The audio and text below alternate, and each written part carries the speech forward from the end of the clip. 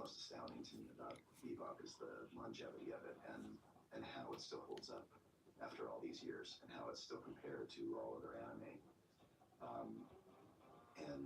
And was like the gateway drug for a lot of anime fans.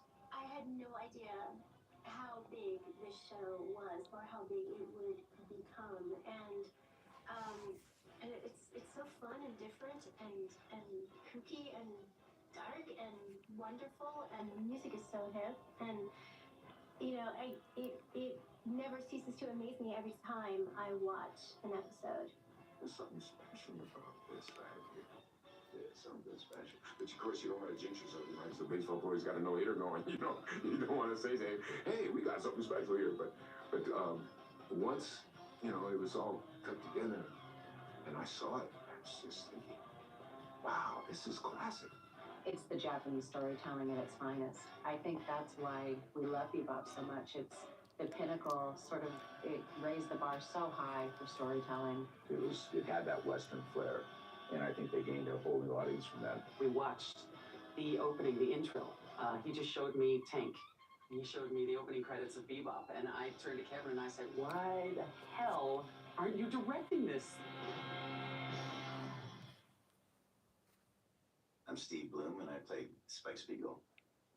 I'm Wendy Lee, and I play Faye Valentine. I'm Bo Billingsley, and I voice Jet Black in Cowboy Bebop, and I'm very proud to say that. My name is Melissa Fawn, and I voice Edward, little cowboy Ed. I'm Skip Stelrick, and I play Vicious. I'm Mary Elizabeth McGlynn, and I was the English dub director for Cowboy Bebop. I also played Julia. You were just afraid they'd abandon you, so you abandoned them. You distanced yourself from the whole thing. You're a strange one, aren't you? You think so? I don't know why I'm telling you all this. I feel like I'm in a confession booth. You're not a preacher by any chance, are you? I think it's her getting perspective on the people that she's around by a third party, and that starts to change things. And I think Faye's a runner. When things get tough, she takes and she goes. And for the first time, she hears about the past of the people around her, Spike specifically, and Julia. And she's always had a connection with Spike, but I think that's the first time where she really sees that, because Spike's also sort of an aloof, cocky bastard, and is always that way to Faye. So that's the first time that she really sees him as a damaged human, as a damaged person. And she certainly is a damaged person. Everyone on the ship is damaged in one way or another, aren't we all? And I think that's for her to see that through a third eye, through an outside person, it changes things for her, I think that she starts to really open herself up. That's the first time she really kind of opens the door to her heart, and she's very guarded, and would continue to run, I think, if she hadn't met the saxophone player in the bar.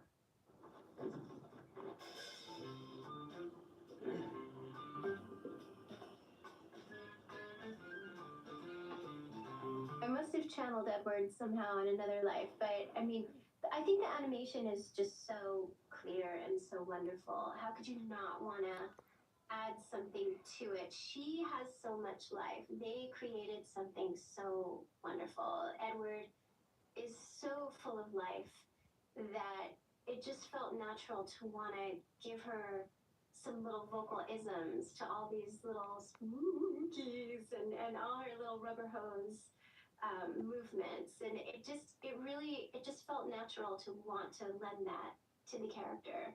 So what could it be then? Well, it's a mystery space creature! Spooky! The attack of the horrible alien! yeah, that is possible, I suppose. We hit it off so well and so quickly with Ed, because it was just, let's just make it up. Let's make her as goofy and crazy and interesting as we want, which was so much fun to do, especially in episodes like Mushroom Samba, where it's just Ed just going to town, or even Toys in the Attic, when it's her and Ian alone. You know, she's got this great relationship. Ed had this great relationship with Ian, the data dog, and they spend most of the time in that episode alone going through the ship trying to find this monster where they don't even know what it is at the time. So it was so much fun. And Melissa Vaughn is a brilliant singer. So we played a lot with music and gave Ed a real sense, a real dynamic range vocally. And you know, she just couldn't be crazy or silly enough. I mean, it still had a purpose underneath all of it, but it was just such a fun character to carve out with her. She and I had kind of this rapport where she would say, let's try something like this. And like, even from just the first line and that first session, I'm trying to remember because it was so long ago, but she would just say, what do you feel? You know, what do you think? And just be loose and just let it happen. And it just was Ed. It just kind of happened. And we kind of locked in on her right away. And it was a blast. And then we just kind of went from there. Hi, socks are cool. I wear them outside.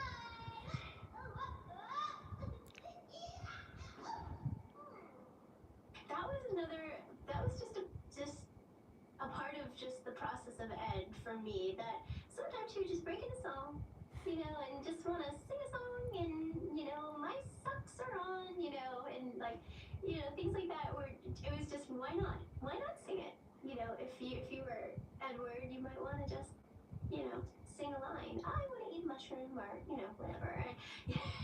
But I think, again, that was a good tribute to Mary as a director, who let me do things like that. And she would even suggest, what would it sound like if you kind of just were sing-songy, you know, here and there.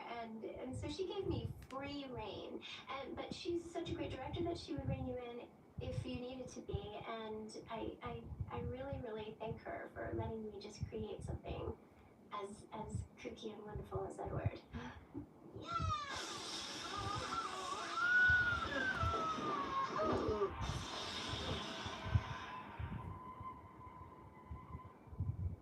I gotcha! Edward, one of my favorite characters in the whole show. That squeaky, amazing, melodic little monkey person. Wow. Melissa, I've been a fan of hers for many years. She's an unbelievable singer. Sweetest person you ever want to know. And that voice is very natural for her. Oddly enough, it's a very natural thing for her. To listen to her come up with some of those melodies, I think some of those were her own. It's just an astounding sort of thing to witness. What a wild pairing, absolutely. It's just, I'm so enchanted by Melissa's work on the show. I don't even know how she came up with the vision of some of the lines and the melodic deliveries that she found, and how quickly she can slip right back into that character, even now. It's just remarkable. I've asked her many times, how did you come up with these repetitive phrases and these melodic highs and lows and peaks and valleys, and just the nuance and the unique signature she put on the character is unlike any other character I can think of. It's truly amazing. And I don't know how much she borrowed from the Japanese, but her performance in English is stellar. And I am so proud of her in every way. And I just feel very, I feel motherly and protective of her because she's my girl. And we were the girl survivors on the Bebop. I was mesmerized by her. I mean, she has this thing, you know, and Melissa is just, she's phenomenal. I think she's phenomenal as Ed, and she has that waifish delivery. And sometimes we were at a con a few months ago. We were out to dinner, and she kind of like drifted into Ed, and it was like, wow. You know, I was so drawn in because of, I mean, the people who know the character of Ed, it's just so interesting, and even her body language, she gets into kind of like that fluffy body language that it has, you know, when she's just moving around. And she's just she's brilliant. I think I mean, everybody in the cast was so great. So I mean, it's just wonderful and good people. I mean, if they weren't good folks, we wouldn't be friends 15 years later. You know, going out to dinner and texting and emailing and all of that. I mean, we're a family.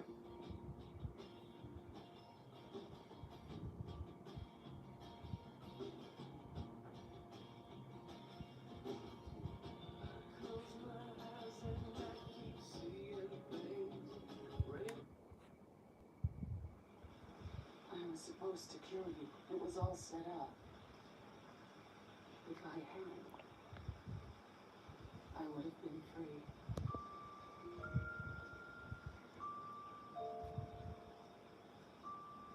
So why didn't you? You chose to be hunted. Why? Why did you love me?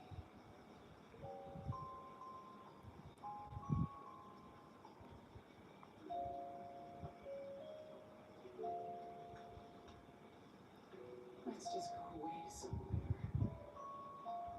Escape. Vanish. Go somewhere where there's no one else. I kept thinking, isn't Mary going crazy not being able to be a part of the cast? And I certainly would feel artistically frustrated if I was directing the show. I'd want to be a piece of it too, be a part of it. So when a love interest, a female came along, it was a natural that she should be the one to play the part. And it was just incredible. We've been working on many shows together as a voice artist anyway. But to have her come in and play such a pivotal and important part in the end was great. And it was something else for Faye. She went through some changes having another woman that close to Spike. So when Steve walked in the booth, I just was like, I just fell in love with Spike. So I knew that when Julia was coming, and if she ever showed up, because all Spike did was, and Vicious did was, you know, they talked about Julia and this love that they had for her. And I said, if she shows up, I'm playing her. I don't care if I'm right for it or not, but I fell in love with Spike Spiegel, and I was like, I want to play Julia, which is very egotistical and very selfish of me, whether I was right for it or not. But I didn't care. I didn't care at all. I really wanted to play her because I felt as if I could do that love for him justice. What a great choice that was. I mean, she's a spectacular actor, and to hear her in that role, and she's been cast in several roles where we've played against each other as my love interest. She's another one of those voices that just works really, really well with mine. She has that kind of sexy husk to the voice, and a great laid back kind of delivery, and it works so beautifully for Julia, who in her own right was a pretty badass chick. There was so much built up about her before she ever showed up that I just basically had to speak the lines, you know. I mean, it's just, and I had so much invested with Spike at that point, so I was just like, that's right. But it was a great moment. I thought that's one of the great moments in the series is when the two of them finally get together. You won't need all those weapons if we run away together. You know that. You're staying.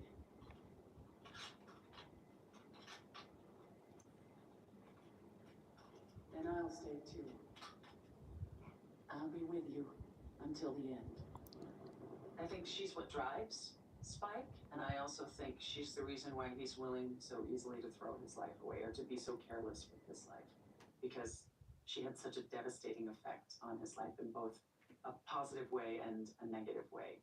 I mean, I've had more fans come up to me and ask, don't you wish Watanabe-san would do a prequel so we get to see the gang that they were all a part of? You get to see Vicious and Julia and Spike together, and we would always surmise about, you know, or fantasize about, you know, was there a threesome? Was there this, you know, this relationship? What happened between, you know, Julia and Vicious and everything else, and Vicious and Spike, and it was this trinity of of good that then turned to really bad for Spike.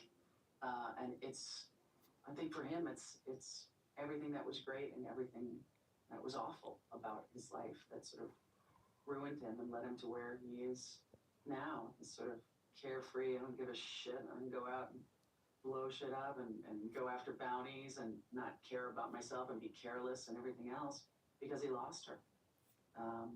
And then when she comes back at the end, it's amazing. The first time you see her, she talks to Faye, and she says, "I'm looking for a bounty hunter," and you just know at that point that, oh, this is going to be a great tragic ending. It's going to be a beautiful moment of reconciliation, and then, she can't survive.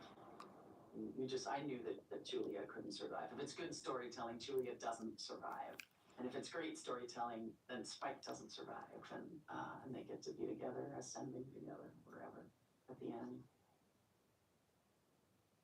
When I went in to record that day, Mary was visibly shaken. I couldn't tell what was going on with her, but she seemed sad. I didn't know what was happening, and went in to record it. And when I saw that final scene, I went, no, this isn't really what they're going to do. Right, he's going to get back up, and I was shocked. I was shocked at that choice, and it was so brilliant also at the same time, just brilliant.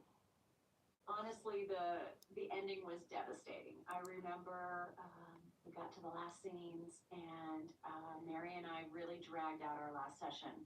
We didn't need the full recording time, the minimum amount that we were working with, so we took a lot of breaks, and we just reluctantly got to the end. It was one of those things where you want to get to the end, you want that satisfaction of conclusion, and you want to know what happens.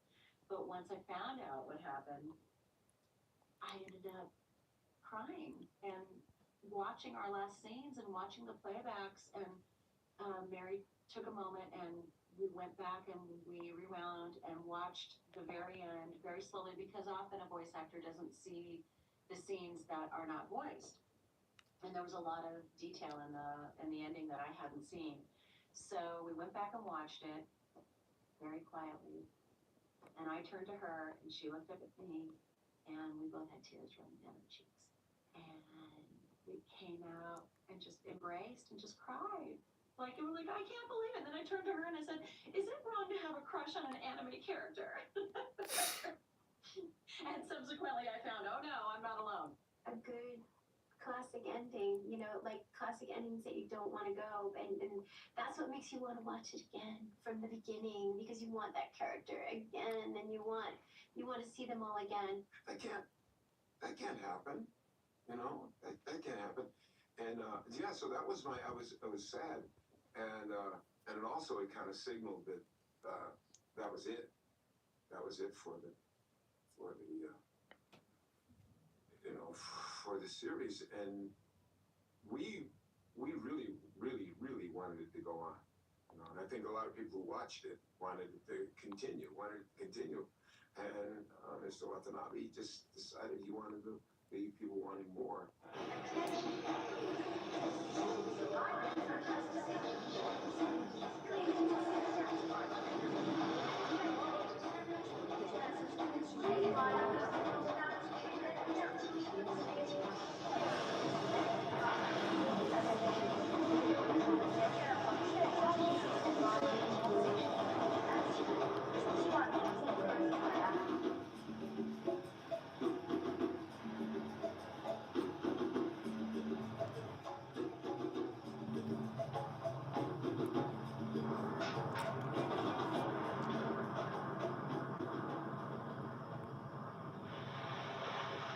I love the scope of the world of Bebop.